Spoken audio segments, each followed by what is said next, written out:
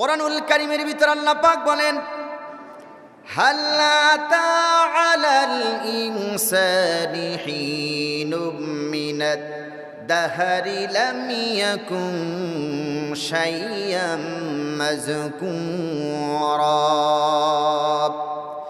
মানুষের জীবনে কি এমন এক সময় অতিবাহিত হয়নি, মানুষের জীবনে কি এমন একটা সময় আসেনি সে উল্লেখযোগ্য বিষয়বস্তু হিসাবে কৃষি পরাগণিত ছিল না, তার কোনো নাম ছিল না, পরিচয় ছিল না, এমনকি তার কোনো জানাশোনা ছিল না। তিনি ছিলেন কি? আল্লাহ পাক কোরআনুল কারীমের ভিতরে বলেন, এই পৃথিবীতে মানুষ আসার আগে মানুষের অবস্থা কি ছিল? আল্লাহ পাক বলেন, ইন্না খালাকনাল ইনসানা মিন নুতফাতিন আমশাজিন নাবতালিহি ফাজআলনাহু সামিয়াম বাসীরা।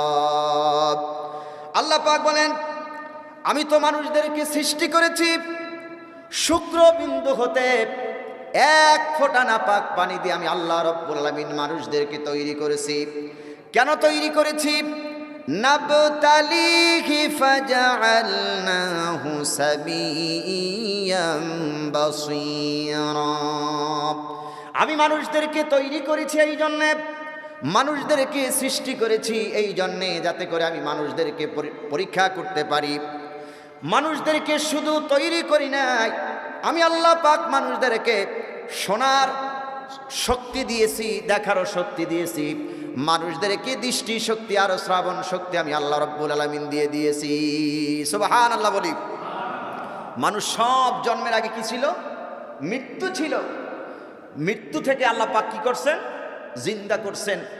শুধু জিন্দা করে নাই, তার দৃষ্টি শক্তি দিয়েছেন, শ্রাবণ শক্তি দিয়েছেন, যাতে করে তার দৃষ্টি দিয়ে দেখতে পারে আর শ্রাবণ শক্তি দিয়া তিনি যেন শুনতে পারে। আল্লাহু আকবার বলি। সম্মানিত সুধী, এই পৃথিবীতে মানুষ আসার পূর্বে কি ছিল? আল্লাহ পাক সূরা বাকারার ভিতরে বলেন, কাইফা তাকফুরুনা বিল্লাহি ওয়া কুনতুম আমওয়াতান ফাআহইয়াকুম সুম্মা ইউমীতুকুম সুম্মা ইউহয়ীকুম সুম্মা ইলাইহি তুরজাউন। আল্লাহ রাব্বুল আলামিন বলেন, বান্দা তুমি কেমন করে কুফরি করো, অস্বীকার করো তোমার আল্লাহকে? তুমি তো ছিলে মৃত্যু, এই মৃত্যু থেকে আমি আল্লাহ